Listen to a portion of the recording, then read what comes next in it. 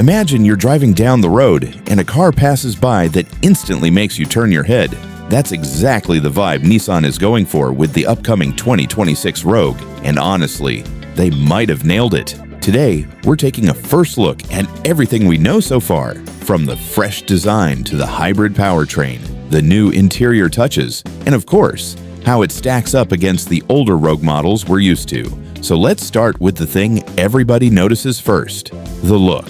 The 2026 Rogue is getting sharper lines, a cleaner front end, and a more modern, almost premium feel. If you've seen the newer Nissan designs lately, you know they're leaning toward that bold, confident face. And the Rogue is no exception. It's not overdone, it's not trying too hard, just a nice mix of sporty and sophisticated. Definitely the kind of car that looks more expensive than it actually is. Now the part everyone's excited about, the engine. Nissan is finally stepping into the hybrid game with the Rogue in a more serious way. You can expect a fuel-efficient hybrid setup that gives you more power than the current model, but without sacrificing MPG. And the throttle response, much smoother. It feels more alive when you tap the pedal, not sluggish like the older Rogues were sometimes known for. If you've driven the 2017 to 2020 models, you know exactly what I'm talking about. This time, Nissan wanted a smarter, quieter, and more responsive drive. Off-road fans, this is where the Rogue gets a fun little upgrade. We're not talking full hardcore off-roader like a Jeep or Bronco, but for weekend adventures, Nissan has added better all-wheel drive tuning, improved traction modes, and a little more ground clearance. It feels like they finally accepted that people actually do take crossovers off the pavement, so if you like camping trips, mountain visits, gravel roads, or just want something that handles bad weather better, this might be a sweet upgrade. Inside, the 2026 Rogue gets an even bigger glow-up.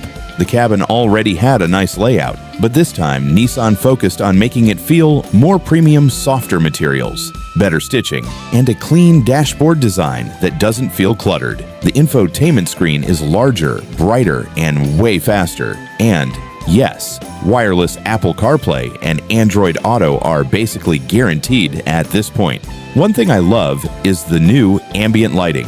It's subtle, but it gives the whole cabin that modern luxury feel at night without trying too hard.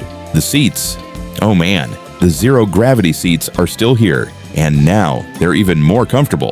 If you sit in your car for long trips, this alone is a game changer. Rear seat space is still one of the Rogue's strongest points, and the cargo area remains super practical, which is huge for families. Now, the big question, the price. From everything we're seeing, Nissan is planning to keep the Rogue competitive. The base models should land somewhere around the mid-$30,000 range, and the hybrid or fully loaded trims will go up from there.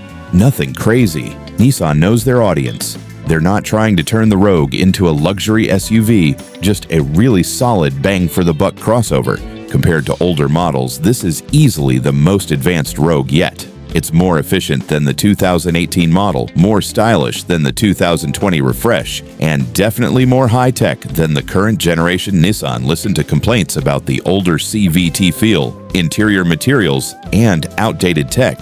And honestly, it looks like they checked every box. It feels like the Rogue.